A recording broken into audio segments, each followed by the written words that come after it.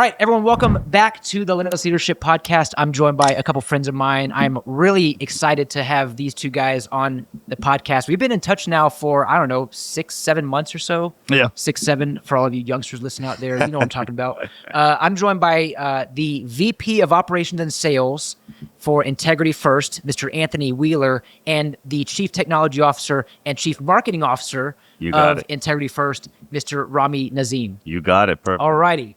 Hey, guys, welcome to the podcast. Happy to be here. Happy to be here, man. It's a long time coming. Yeah, of course. Well, if you would, go ahead and share with the audience who or what Integrity First is, because I'm a big fan of you guys. I'm a big believer in Integrity First and what you guys are building, but also who you are, what you do, and how you do it. Promotive is a recruiting partner built specifically for the automotive aftermarket, giving shops a smarter and more reliable way to hire technicians. Their team brings decades of industry experience together with real recruiting expertise. So they not only understand the work, you can trust that they understand your shop. Promotive handles every part of the hiring process. They source talent proactively, screen candidates thoroughly, and guide them through a structured, high-touch experience. Shops only meet candidates who are qualified, aligned, and ready to move. Shops partner with Promotive because they communicate clearly, they move quickly, and take ownership of the hiring process.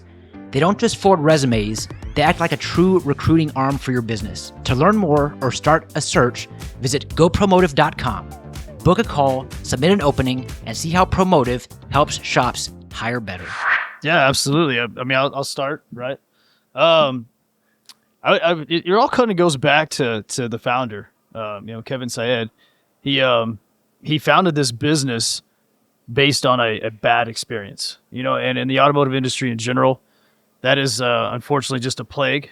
And he had a bad experience, and he was just really dedicated to found a company and an automotive shop that actually is loyal to the customer and obviously integrity, right? So then obviously I show up. We have a culture that we're trying to standardize. Yeah. And it's really about just the people and processes, before profit. It's as simple as that. If you guys have listened to the podcast before, you're familiar with my phrase, people plus process equal profit. But 100%. I'm very intentional with people before the process, people before the profit. What we know is that connection creates engagement, and engagement increases performance. So if we can start focusing more on the people, like actually prioritize the person before the process and even before the profit. The profit is a byproduct. It comes just like when we serve our guest. If we focus on the guest experience as a relationship, the transaction is a natural byproduct of exceptional standard setting service. Yeah, it's a lagging metric. Yeah, exactly. I was just going to say, profit is, like you said, an outcome.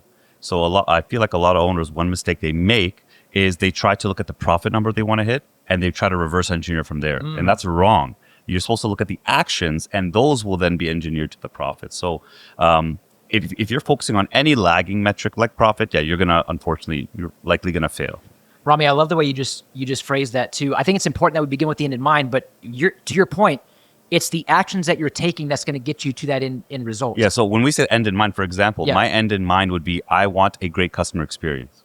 Because there's going to be a bunch of actions now I'm going to measure to define what that customer experience is, right? And there's many ways to do that. I know profit is at the end of that tunnel, right? So I would not even focus on the profit. I know that those actions inevitably lead to profit. It's so I love that. Thank you for sharing that. I mean, what you're saying is like, once we identify the end in mind, we can literally shift our focus from the end in mind. Like, don't even worry about it anymore. It's going to happen. It's naturally going to happen. It's inevitable. It's if customers are happy, and you're doing all the actions in the shop to do, whatever you got to do to optimize not just the customer experience, but whatever's happening in the shop with your advisors, with your technicians, you will make a profit. It would be impossible otherwise. Yeah. All right, folks. As you know, great leadership isn't about doing everything the best. It's actually about having the right partners in your corner to build your shop's success. It's about putting the right team in place. It's about choosing the right vendors to make you a pro, making pro moves. And when I think about the pros, I think about shop marketing pros. The know, like, and trust factor, that's a real thing. And Shop Marketing Pros understands that. That's why I want to recommend Shop Marketing Pros to become your marketing partner in your shop. They get to know, like, and trust you and your business to then help your audience get to know, like, and trust you too, and bring your shop to the next level. So when I talk about making pro moves, This is the kind of move I'm talking about. This is the kind of standard-setting partnership that's going to elevate your shop. So if you're ready to become a pro in your shop, visit shopmarketingpros.com and partner with the best.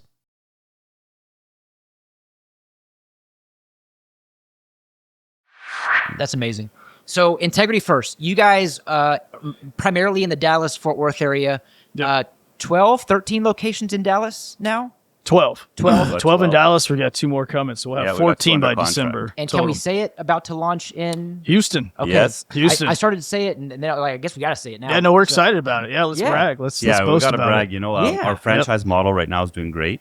We have 2 franchisees in the books, and God bless, cash flow positive already day Yeah, one. So amazing. very happy about that. And now with the expansion into Houston, we're going to continue that dream and That is bring awesome. that entrepreneurship into the community. That's so good. Well, hey, I believe in what you guys are doing, but I want the audience to hear who you are and what you do.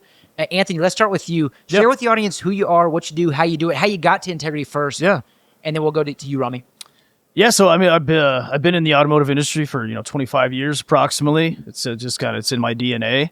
I think a big part of who I am really is I have a server heart, and I really believe in culture. I really believe in helping people. And when Kevin approached me, that was really what he was most interested in. It's not necessarily my abilities of what I know in the automotive industry, but really who I am. That was powerful to me.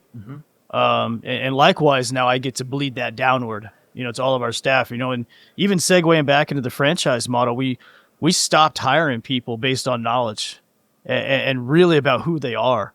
And it was almost accidental, to be honest, because of just who we are. We just naturally did that. We were just asking questions to make sure we were, aligned, if you will.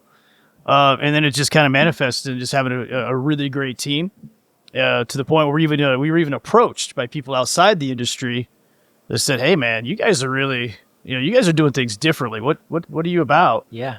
And then, we started talking and we're like, man, this might be a franchise opportunity here. And sure enough, like you said, we got 2 people that are 100% out of the industry, but they have a growth mindset. They have the vision. They have a servant heart. And we just teach them, That's the automotive, space. You're hiring values over skill set. 100%. Right? And 100%. you're prioritizing values over skill set because the skill set can be taught. I really admire and respect the model that you guys are doing and the way you approach it, because when you talk about who you are, that's your core, like core values. Core is Latin for heart. Core values is who you are. It's who a company is. And you get to hire and fire based on core values. And that's really what you guys are doing. Anthony, you're the first person from Integrity First that I connected with. We connected on social media. I want to say LinkedIn.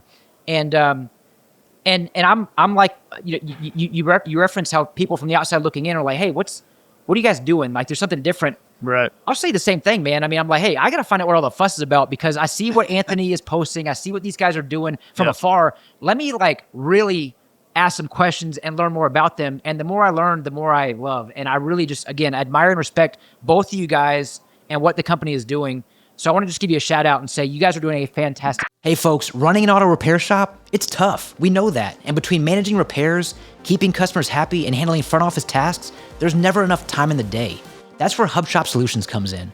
Hub takes the burden off your team by building fast, accurate repair estimates and handling extended warranties, so you can focus on what really matters, running a profitable, efficient shop. With Hub, you free up your team, you boost efficiency, and you increase profits. So sign up now and get free onboarding. Visit hubshopsolutions.com to schedule a demo today. Hub Shop Solutions. Unlock your shop's full potential. Good job. I appreciate it, Josh. When I first met you finally for the first time, it's like I've known you for years. I can't believe I'd never met you in person before. It was pretty wild, because I think we're very like-minded in who you are, what you do. I love your podcast. Thank you. I've been listening to you obviously for a few months before you even really spoke. Yeah. So it was, and you're from Houston, so that was pretty awesome. So we great friendship so far. I really Of course. Well, and I appreciate the support, and I appreciate our relationship and where it's going, Anthony. If you're listening to this episode, I will encourage you to watch this episode. Go to YouTube at The Bearded Leader. You might hear some background noise. It's because we are right smack dab in the middle of the 2025 Apex show, the trade show here. And the trade show really hasn't even started. Like, it's about to kick off. We're early. We're early, but you might hear some noises as people are still setting up. But let's pass the mic over to you, Rami. Tell the audience who you are, what you do, and how you do it. Yeah, sure. My name's Rami. I've been working with Integrity First now for 6 years. And unlike Anthony, I know he's got 25 years in the industry. I will say I have 25 years not in the industry. I still can't change my oil. I always make that comment. That makes two of us, Rami. So Kevin, one thing about him, and he had been trying to poach me for a few years. I've always been in the tech space, in the software industry. And again, he looked at core values. He had saw some of my work ethic. I had helped him with a few random marketing projects here and there. And he said, hey, why don't you work for Integrity First? Join my company. And I said, what am I going to do? I can't fix cars. I don't know anything about cars. He's like, yeah. He laughed just like that. He's like, that's not what I need. I need work ethic. I need intelligence. I need creativity. I'm looking for that. And you have that. Yeah. So don't worry. You come and you will fill up your own schedule. I promise you, you'll find a way. Values over skill set. Yep. Yeah, and that's exactly what happened. So I joined the company originally in the marketing space, and very quickly, just my own curiosity, that's what led me into just all sorts of, wear all sorts of hats, which all the shop owners, a lot of you listening here, even if you're scaling like us, you're still wearing many, many hats. Yeah. So I wore many hats in the organization and still do. But primarily my focus is in technology and marketing. So from technology side, I feel like a lot of the industry is still stuck in the 70s for some reason. And so I want to bring some of that tech focus into automotive, not just for profits, but for process optimization to improve the not only the customer experience, but the employee experience as well. Love that. And by leveraging technology, and I want people to actually hear this, right? If you go out there and you seek the right resources, because of technology, we're able to compete with some of the big boxes, some of the private equities, right? We have the technology to allow us at our scale to provide the same level of resources at a fraction of the cost, thanks to technology. Mm-hmm. If you're not leveraging technology, you will unfortunately remain behind. So good. Let's talk about Integrity First. I mentioned earlier that there are, and forgive me, 13 in Dallas. 12 right now. 12, yeah, okay, 12, sorry. Yeah. I know you said this earlier. So 12 in Dallas, about to launch a couple more in the Houston area. Yep.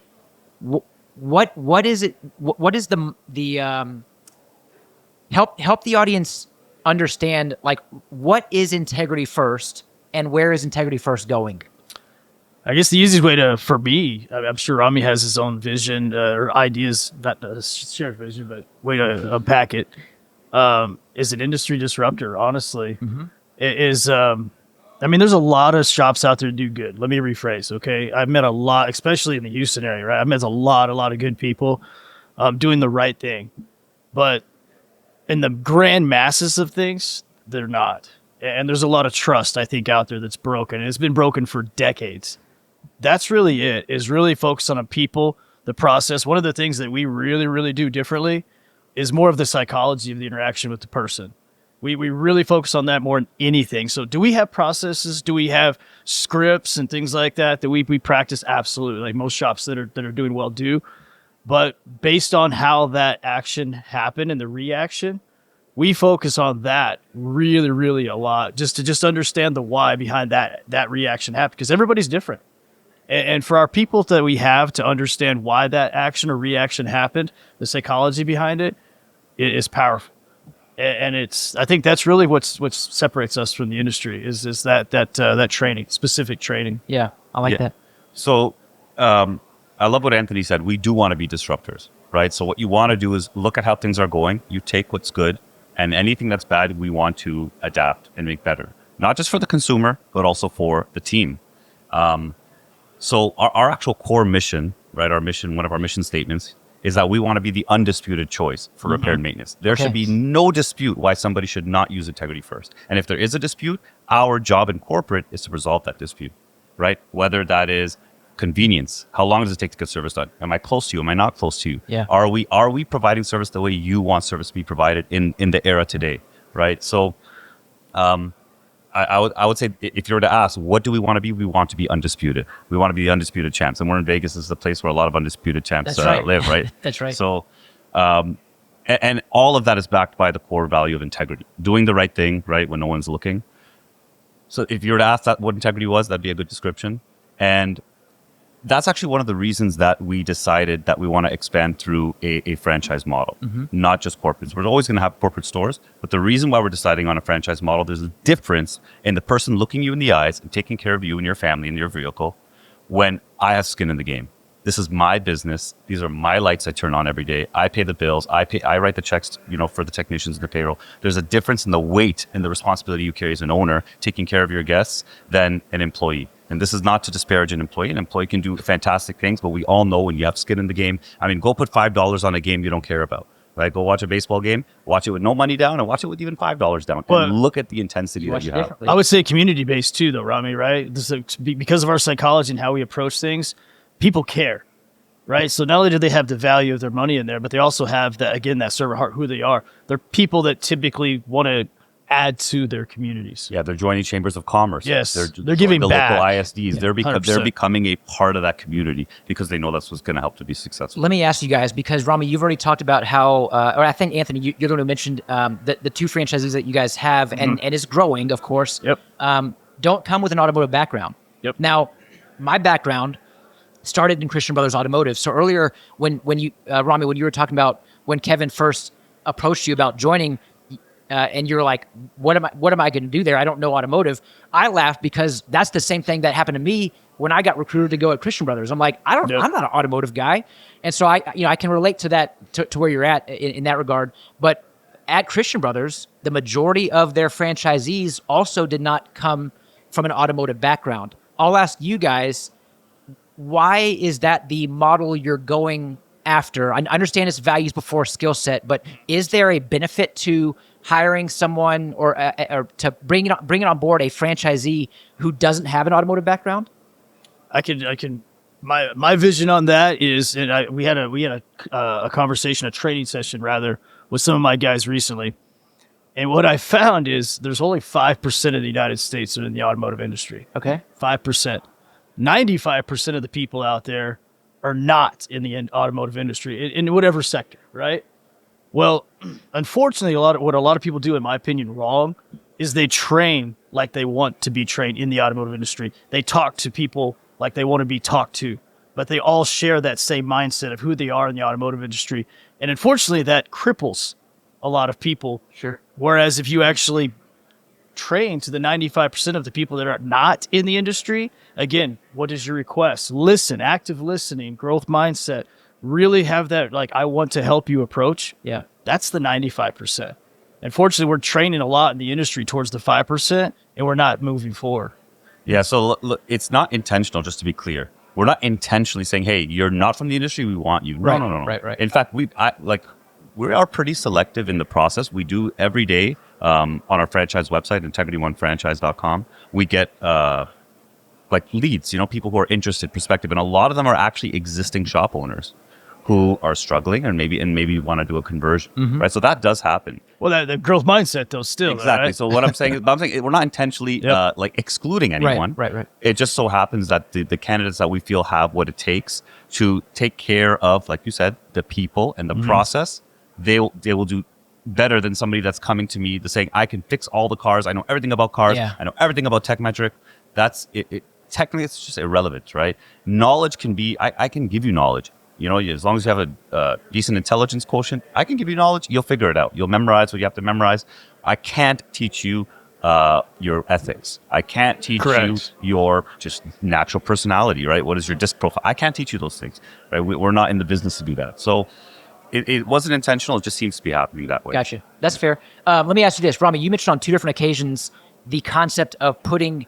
You didn't say this, but you kind of said this, which I like, by the way, putting your team before your guest. So to me, I always say guest as a customer, put your team before your guest. Because what you shared was we want to make sure that we take care of our customers, but we're also taking care of our team. And in my opinion, when you serve your team first, it's putting the emphasis on serving your team before your guests. All right. And how well I assemble my team could make the rest of my life harder or easier. And every shop owner listening to this knows this. If you have a cancer in your shop, or you have to pull teeth to get someone to buy into your values or your process, everything in your life becomes harder, and then you can't scale. And I mean, 12 locations, we were experiencing that scale, right? Just last year, we went from 6 locations to 10 locations, and then keep growing from there. So as you experience scale, you have no choice. If you want this to work, you have to assemble a team where you're not pulling teeth to do that. So by having intentional recruitment and assembling the team right, everything else comes a lot easier. So they inherently care about customers. They inherently care to answer the phone joyously, right? They inherently care about quality assurance because they know that if it was their mom driving away and the wheel fell off or the check engine light came back on, that would be annoying for their mother. So if I'm assembling the team right, the rest of it comes naturally. So that's why it starts from there. Just like I said, a lot of owners go to profit and work their way up. No, you start up and work your way down in this exam. This is so important that you're getting the right person on the bus, getting the wrong people off the bus. You hire your CIA team members, people who are coachable, intelligent, and have the right attitude. There you go. I love that. Yeah, right? I love that. You hire CIA, and you're hiring values over talent because talent can be taught, but this is about talent acquisition. Now, after you hire them, the next three pieces are critical. They're critical. Effective onboarding, proper training, and consistent coaching. And that's our job. And that's our job, and especially with the franchises, the franchisees. This is putting even more emphasis on that because now I'm getting somebody not from the industry. They have the CIA, right? Now it's our job to deliver and make sure they're successful. So good. Anthony, anything to add to that? No, I mean I think that's spot on. I mean I love that, and I love your CIA. I've heard that in your podcast before. That's spot on. It works. It works. And for anyone listening, by the way, and I think Anthony, I shared this with you as well, but I do have a 5-page. Hiring guide. So it's really an interview guide on how to identify your CIA team member. There's 100%. Like 40 something questions. If you're listening and you want this resource, feel free to reach out. Josh at limitlessleadership.co. And I will gladly send you the resource. This should be the first thing you ask for, whoever's listening. This should be the first thing you ask for. And let me tell you right now, if you're not getting rid of the cancer in your shop, I don't care if they flag 80 hours and they're the reason you're profitable. Unless you just want to work like that for the rest of your life, be miserable the rest of your life. You download that guide, right? Understand who you're hiring and assemble your team properly. And your future self will thank you. Yeah, it's about tomorrow, not today. That's awesome. All right, guys. Hey, I got 2 questions I ask every guest on every episode. You guys are going to split these questions. Okay. All right. So I'm going to give 1 question to you, Anthony, 1 question to you, Rami. The first question is, what does leadership mean to you? Okay. Who would like to take that one? All right. Well, I listened to your podcast quite a bit, so I assumed this was coming. But you know what? I'm going to flip it, actually. I thought about this because based on who we are and where we're going, it's not really about what leadership means to me. I would flip it and say how I identify leadership. Okay. And it's really quite clear to me. Anybody that comes in within our ranks, our industry, or even outside of the industry, I just, you in the customer service department, you tend to watch people a lot and interactions. But anybody that can come into our industry in a creation or in a position of chaos and can center or calm chaos and then give vision is a leader. That's really, I would say that's how I identify leadership, and then you scale it beyond that. But they're true visionary. Their ability to look for the weak spots and bring calm to the storm, if you will. Anthony, I've never heard a definition quite like that or an explanation quite like that, and it's telling, especially in our industry, because everyone listening, like in the automotive repair industry specifically, they're long hours, they're grinding hours, like they are. There's so much that's happening all at once, and we're not chaotic designed to environment. multitask, 100%. Right? Yeah. I mean, like we are part-time firefighters because it feels like everything is a fire and everything's a priority. But we both know, or we all know, if everything's a priority, nothing's really a priority. And so, being able to bring calm in a place of chaos, because we say, hey, invite the chaos. But we invite the chaos. But we're also going to keep it. You got to control it. Control. You ever heard of signal versus noise? Talk to it. Yeah. This is I heard this from one of the sharks from Shark Tank, Kevin O'Leary, Mr. Wonderful. Mr. Wonderful. I have heard this. He talks about how Steve Jobs he has this signal to noise ratio. Right. So for all of you just said firefighting and everything's a priority. Yeah, that's good when we're novice leaders, right? But as you move up, right, in your leadership journey, your job actually is to figure out what actually is a priority. What is the signal? And that is what you have to accomplish for the day, the week, the month, the quarter. And what is the noise that you will intentionally ignore? No matter how much your brain is telling you it's a priority, you should know what is actually a priority and versus what is not. The better you get at that, that's how you bring the calm to the storm. Because you're focused. So you're not feeling like you're a firefighter. You feel like you're a tactical unit, right? Rami, I really appreciate you sharing that. You're jogging my memory because I do recall him, and I think he even talked about Elon Musk, how he's 100% signal apparently. Yeah, 100%. I mean, who can actually all the noise that's happening. I mean, to me, it's like we love to say like, hey, that's just noise in the background. Right. I mean, the reality is like, there's a lot of people who are unnecessarily living in my head rent free, and I would love to be able to silence them. But and it's a work in progress, right? Yeah. But ultimately, if you can be a high percentage of signal and a low percentage of noise, and if Elon Musk is 100% signal, no noise, I mean, he's doing something right. Yeah. So, Rami, here's the second question I ask every guest on this episode or this podcast. What is the best advice that you have ever received from a coach or a mentor? I know this is the one that I probably should have given you a heads up. Oh man, no, I will come up with something. I just let me. Best advice you've ever received from a coach or mentor. And Anthony, if you want to go ahead and answer this as well, feel free to chime in. And I also like to ask, what's the best advice you could give to our listening audience? There's something I learned, not just through experience and through mentorships I've had over the years. And I always use the saying, ambiguity is the enemy. Okay? Ambiguity is the enemy. Okay? So all of us have dealt with issues every single day that end up breaking down to a breakdown in communication. And that goes as bottom as just a customer relationship issue. It can go between an employee and an interpersonal issue with the employee, or even in your own personal life. Ambiguity is often the enemy. So how do you get rid of ambiguity? Ambiguity is what? It's things that are not crystal clear. The gray. Right. Eliminate as much gray as possible. As much as you might feel like I'm talking like a robot, I'm over clarifying, I'm giving too precise of a detail, it's okay. Yeah. Be that person. You will thank yourself later. Every time you open up to vagueness or something that's too broad, you are assuming the person that's listening understands or interprets the world the way you do, and they're living in your paradigm. Unfortunately, ma'am, sir, they're not living in your paradigm. So if you give an instruction, or you give a process, or you give anything you're trying to communicate to somebody, if you eliminate ambiguity, I can guarantee you that only two things will happen. They will either deliver it exactly how you said, or they may just be incapable, and at that point, that's where the training comes in. But anytime you open yourself up to ambiguity, unfortunately, you're opening the chance of failure. It increases your probability of failure. Poor communication is costing shop owners 18% of total salaries paid out on an annual basis. That is strong advice you just delivered, Rami. What we know is that when there's a breakdown in communication, voids tend to get created, and oftentimes negativity fills those voids. This is why the greatest misconception about communication is the fact that it's actually happening. So to be able to provide clarity and direction amidst the potential ambiguity is critical. I mean, it is critical to your productivity, to the guest experience, to your the end result that we've talked about, whether it be a profit or whether it be guest satisfaction, whatever. But let's give examples for the listeners, right? Come on. I'll give you two examples very quickly. Okay, ambiguity could be, hey, you're the owner, right? Or you're the franchisee, and you want to tell your staff, hey guys, honestly, documentation is very important. When you guys are making a repair order, I want you to document everything correctly, please. So that this way, if there's ever an issue, we can always refer back to that documentation. That is not clear communication. Okay, what the person's hearing is that, okay, boss says documentation is important. What does documentation mean to Joe? What does documentation mean to Bob? What is enough documentation to Joe? What is enough documentation to Bob? You don't know. Remove that ambiguity. You would say, hey, the way you rephrase that for ambiguity is, hey, let me tell you what, so documentation is very important. And what I would like to see documented is the concern. What did the customer come in for? You need to communicate that clearly in documentation.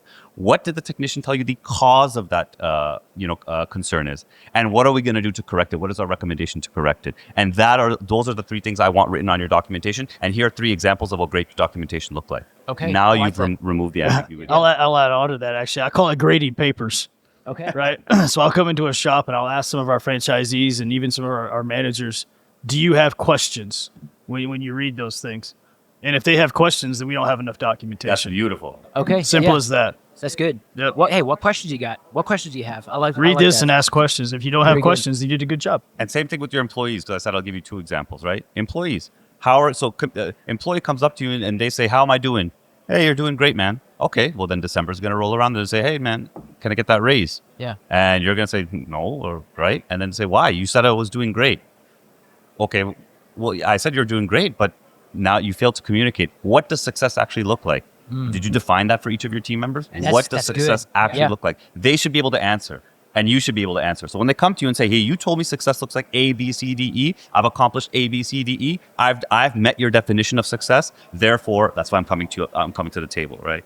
Rami, that is strong, man. Like what I see often, especially as a leadership coach in this industry, is first and foremost a lot of breakdowns of communication, which we're talking about. But we can't get upset. We can't get upset when team members don't meet and exceed expectations that we didn't clearly communicate. It's our fault. It is. We always have to look in the mirror. Now we also have to seek first to understand, then be understood, and we can do that first by looking in the mirror. Hey guys, I want to thank you for being on the show. I'm going to help you out with some talent acquisition right now. If you're listening or watching and you're in the Dallas area, or maybe Houston area, and you want to join a winning team, how can our audience get in touch with you guys at Integrity First? Many platforms. Reach out to me directly. Email Wheeler at integrity1auto.com. Hang on. With the number one. Wheeler at integrityauto. Integrity1auto.com. Yeah, I messed that up again. Okay. Wheeler at integrityauto.com. And it's the number one, not spelled out. Gotcha. Okay. Or LinkedIn. I'm on LinkedIn as well. Yep. Our website has a direct career page there. And if you're a shop owner listening, and maybe you're somebody that, again, struggling, or you want to maybe change your model, we do conversions, right, through our franchise program. So integrity1franchise.com. That's a place you can go if you're an existing shop owner looking to convert. Or if you're a prospective franchisee and you're listening to this podcast just to understand what's going on in the industry, again, integrity1franchise.com. Excellent. Thank you guys for being here. This will likely not be your only time on the Limitless Leadership Podcast. Well, I hope we have many more. It's great. I appreciate having us on here. I really do. Of course, it was awesome. Of course, kudos to your success, man. Now we're here. Thank you. Right? Thank you. Hey, it's been amazing. It's been a journey, but I'm convinced that we can go fast alone or we can go way further together. And that's why I really appreciate you guys being in my corner. I'm in your corner as well. And thank you for tuning in to yet again another episode of the Limitless Leadership Podcast.